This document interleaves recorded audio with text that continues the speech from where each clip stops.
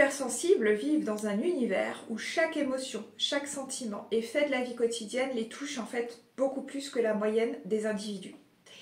En amour particulièrement, ils sont souvent hyper attachés, hyper amoureux et donc aussi potentiellement hyper blessés.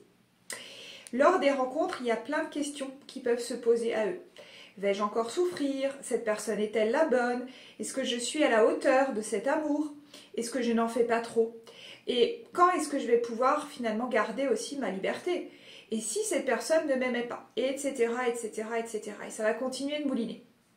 Alors, comment apprivoiser l'amour? En prendre soin et lui donner le meilleur de nous-mêmes. Comment vivre en fait ces instants de doute avec une sérénité et aussi importante finalement que les moments de bonheur?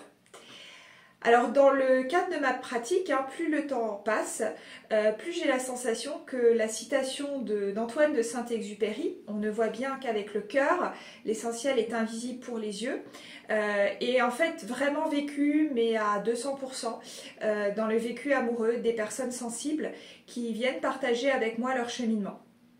Alors ce qui m'a le plus marqué, c'est que en fait toutes elles semblent nourrir cette irrésistible envie d'avoir une personne à aimer, bien au-delà des apparences et en étant surtout et avant tout authentiquement elles-mêmes.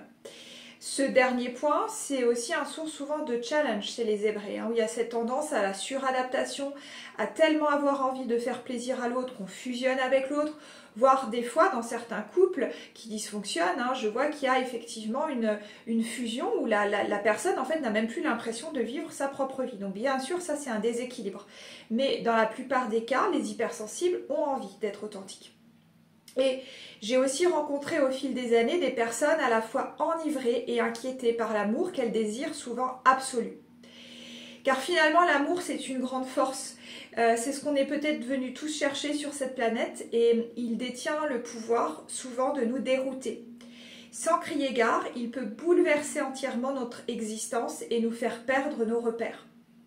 Alors c'est pour ça que je vous ai préparé un atelier enregistré sur cette thématique qui est un magnifique voyage au pays de l'amour, car au-delà des singularités des hypersensibles, des hauts potentiels, c'est avant tout une question en fait d'abord de regard qu'on pose sur l'art d'aimer et d'être aimé, qui est pour moi vraiment à revisiter. Et dans cet atelier, donc il y a un temps de partage entre les participants, puisque c'est un atelier collectif, un temps aussi où on s'interroge, on partage sur les découvertes, les errances qui nous traversent sur ce cheminement vers l'amour, sur notre apprentissage à aimer. Et bien sûr, il reste tout à fait libre et à chacun de définir ce qui résonnera pour chacun comme étant le vrai, le véritable amour. Alors si ça vous intéresse, eh bien, osons le voyage ensemble. Vous trouverez quelque part autour de cette vidéo le lien pour vous inscrire et pour exercer et avoir cet atelier chez vous.